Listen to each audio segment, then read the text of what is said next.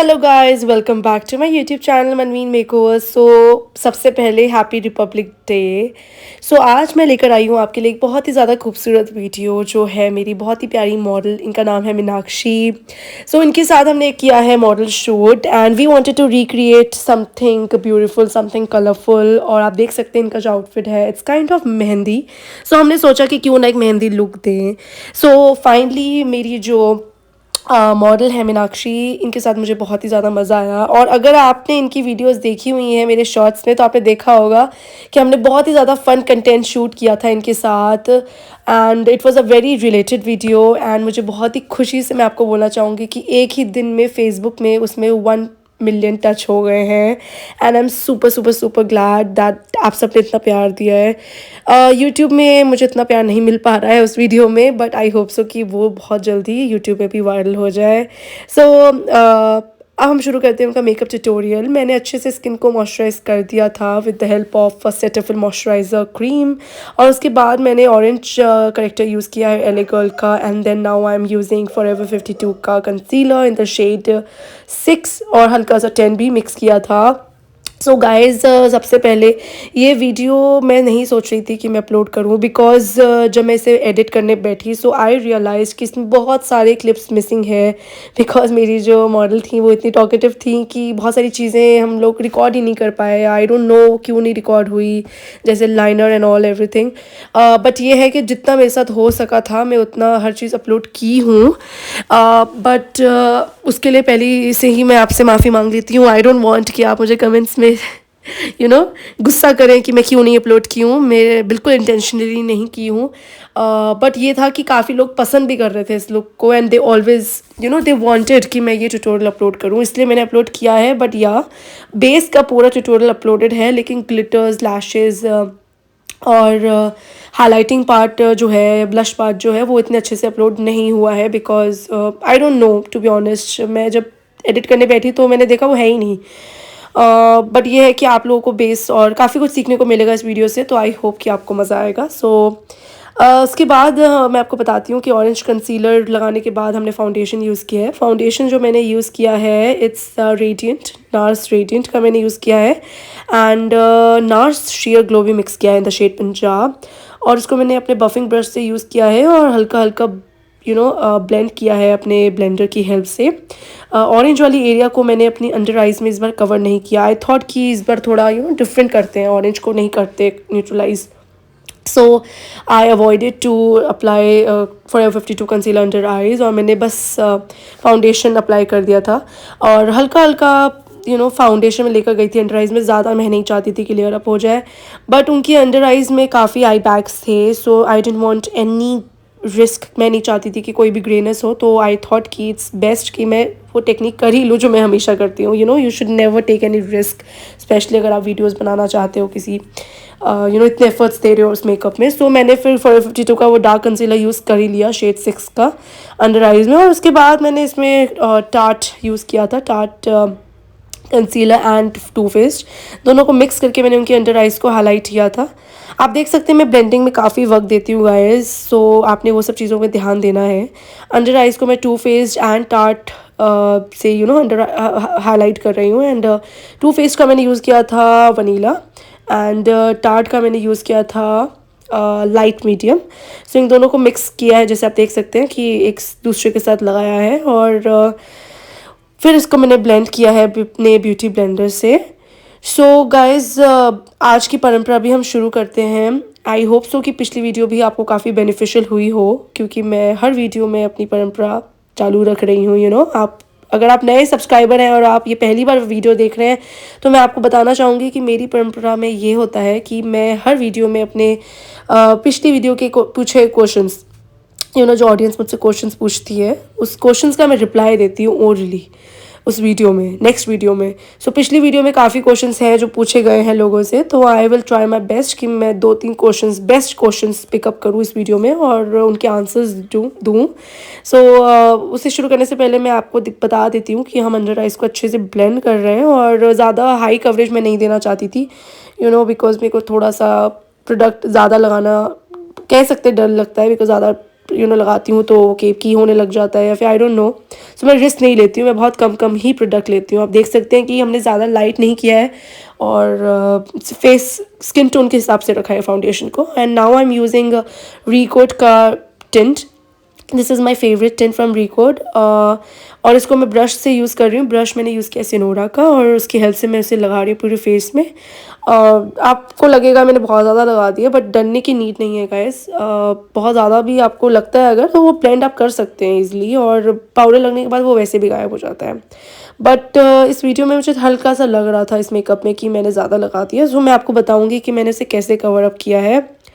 Pink blush जो भी लगाया था उसको मैंने ब्लेंडर से पहले ब्लेंड किया और उसके बाद मैंने टाट का कंसीलर लिया था in the shade light medium, और उसको मैंने आप देख सकते हैं चीक्स के नीचे वाले एरिया पे लगा दिया है हल्का सा, बिकॉज मुझे लग रहा था कि जो इनका ब्लश है वो थोड़ा सा ज़्यादा नीचे आ गया है। सो आप ये चीज़ कर सकते हैं। एंड सी अब काफ़ी हद तक चीज़ें लाइट हो गई हैं नो। लेफ़्ट साइड आप देखिए, क्योंकि कंसीलर को मैं हल्का हल्का ब्लश के साथ ब्लेंड कर रही हूँ, तो जो भी ब्लश मेरे को एक्स्ट्रा लग रहा था वो ब्लेंड हो गया है। बट अगर आप ये स्टेप नहीं भी करते then still it's not a problem, it's not a big deal. And nose के एजेस में आप हमेशा देखेंगे प्रोडक्ट वहाँ इकट्ठा हो जाता है, बहुत ज़्यादा जमा हो जाता है। So you have to take care कि वहाँ पे ऐसा ना हो।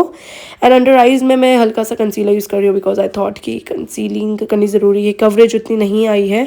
सो शेड मैंने यूज़ किया था लाइट मीडियम, और मैंने उसके हेल्प से ही, ब्लेंडर की हेल्प से ही उसको ब्लेंड किया है और अपने ब्लशर के साथ थोड़ा सा ब्लेंड कर दिया है।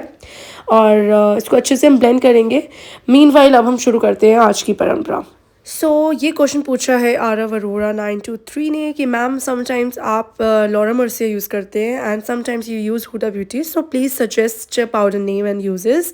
गाइस देखिए, यूजुअली मैं अंडर आइज़ में हुडा ब्यूटी ही पसंद करती हूँ लगाना। लॉरा मर्सियन मैं पहले लगाती थी, बट अब मुझे हुडा ब्यूटी यूज़ करने की आदत पड़ चुकी है, इसलिए I prefer to use Huda Beauty because I think वो काफ़ी अच्छे से सेट कर देती है अंडर आइज़ को।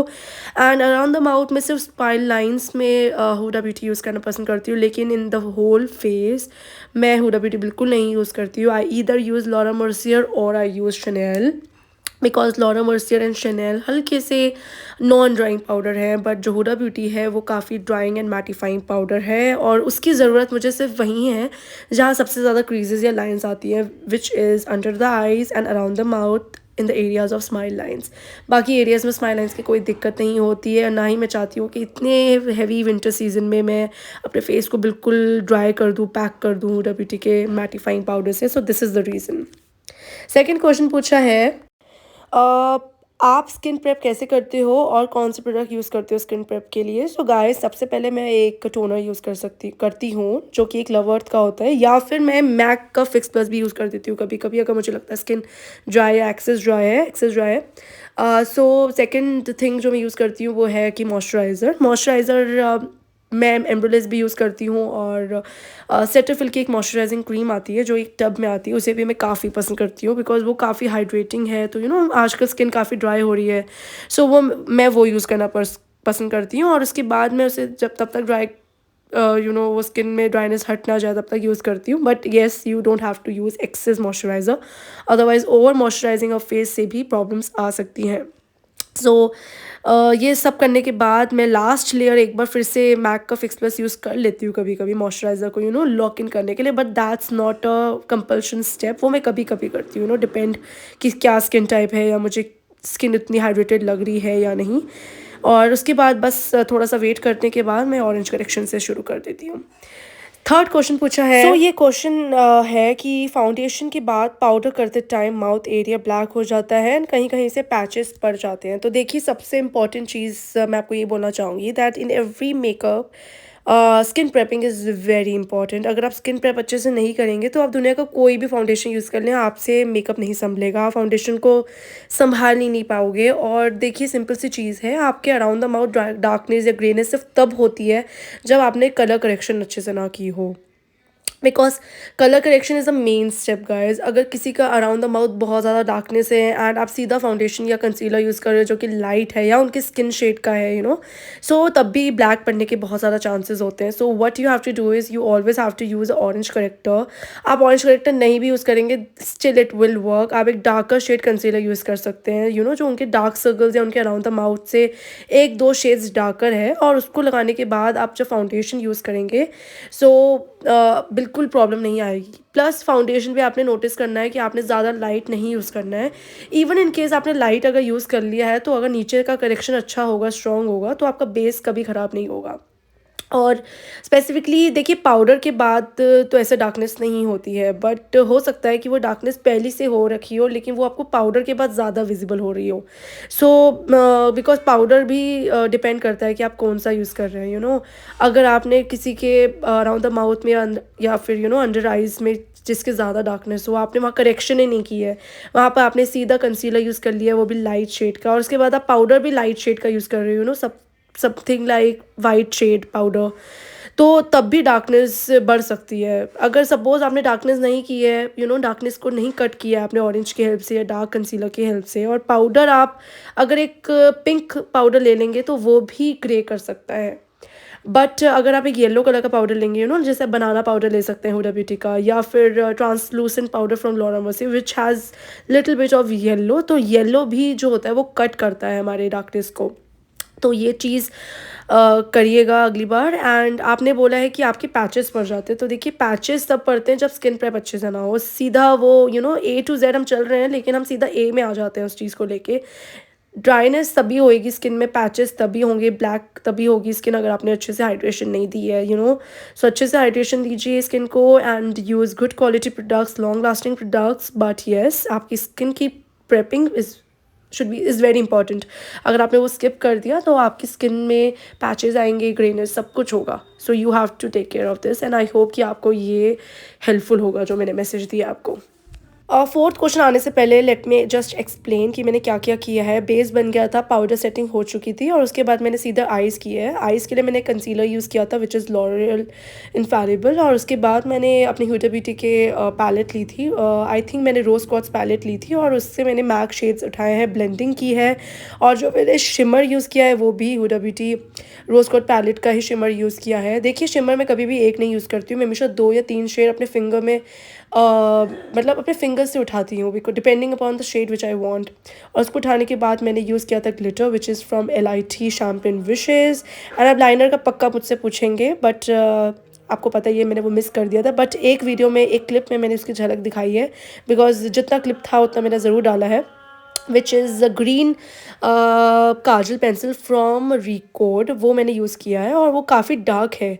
सो उसको करने के बाद मैंने आई शेडो से पैक किया था। आई शेडो जो मैंने लिया था वो ग्रीन आई शेडो था। मेरे पास स्पेसिफिकली कोई भी ग्रीन आई शेडो नहीं है, बट मेरे पास कुछ पुरानी पैलेट्स पड़ी हैं मेकअप रेवोल्यूशन की, Patrick Ta, I think Makeup Revolution Patrick palette, उसमें मैंने ग्रीन आई शेडो पिकअप किया था, और उसको लॉक करना बहुत ज़रूरी है, अदरवाइज़ वो ट्रांसफ़र होगा। और उसके बाद लैशेज़ किए, अंडर आइज़ मैंने अच्छे से स्मच किया है आई शेडो से with the same eye shadow colour, mascara लगाया है। एंड उसके बाद मैं अब कर रही हूँ थोड़ा सा लिप शेपिंग। एंड आप देख सकते हैं मेरी जो मॉडल है वो काफ़ी बातूनी है, ये काफ़ी बातें करती हैं। सो ये रीज़न से भी आप हो सकता है कि डिस्ट्रैक्ट हो जाएं, पर डिस्ट्रैक्ट मत होइएगा, बिकॉज मैंने कोशिश की है कि मैं आपको हर चीज़ एक्सप्लेन करूँ। और लिप लाइनर करने के बाद मैं अब यूज़ कर रही हूँ burn spice shade from Mac.